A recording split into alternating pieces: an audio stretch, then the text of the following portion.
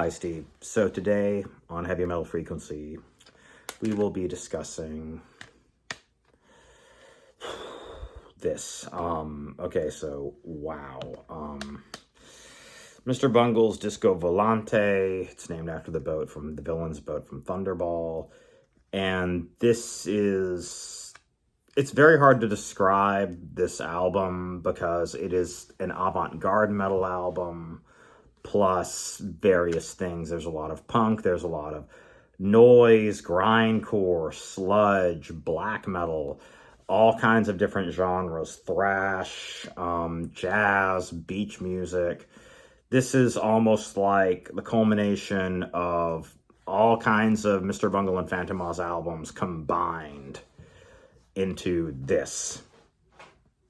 And so there is so much going on here that it's incredible. It is very difficult to listen to, but very rewarding.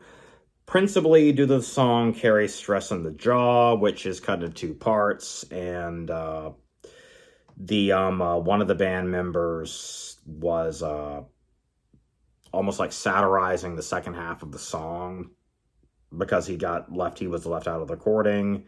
And you can look it up. It's really interesting, and it's like this weird beach music section.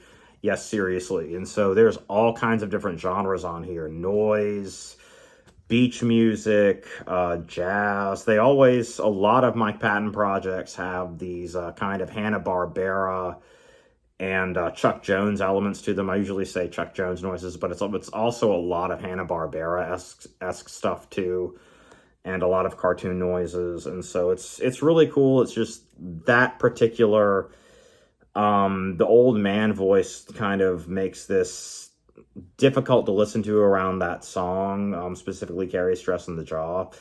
And so this is a fantastic album. It's just a lot. There's all kinds of stuff from different directions. You can look at this like a punk album. You can look at it like a sludge album, a noise album, all kinds of different genres, avant-garde metal. There's thrash, there's black metal. There's everything that you can possibly think of on here. And let me unbox this really quickly because I haven't been doing that lately. And yeah, it's a lot. And it's a fantastic album. It's not something that you can listen to over and over again. I suggest making a pot of coffee and going over this. Maybe not like I did, I've been studying this like it's a religious exam almost, and it's very impressive, and it is very deep and complex. And there's all kinds of stuff on here. There's the song Spy, which isn't actually called Spy, but it's referred to as Spy, that's on here, and you can look that up. It's the other half of Carry Stress in the Jaw, back to Carry Stress in the Jaw. So there's so much stuff on here. Desert Search for Techno Allah is a really cool song.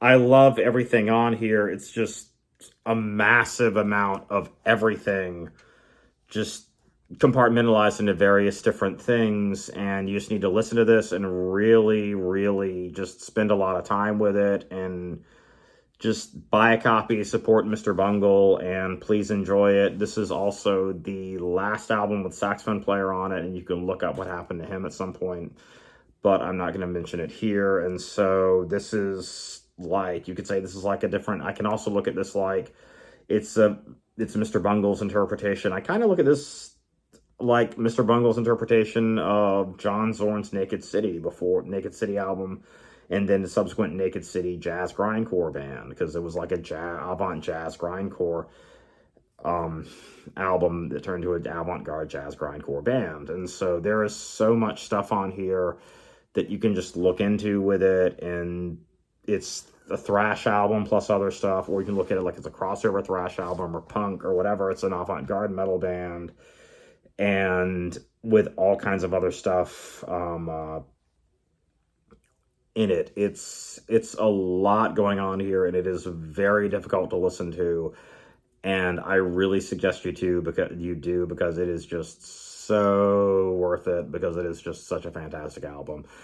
Next up, I have a little bit more with Mike Patton, and about one album at the moment of Mike Patton stuff left, and then we'll move on to something else.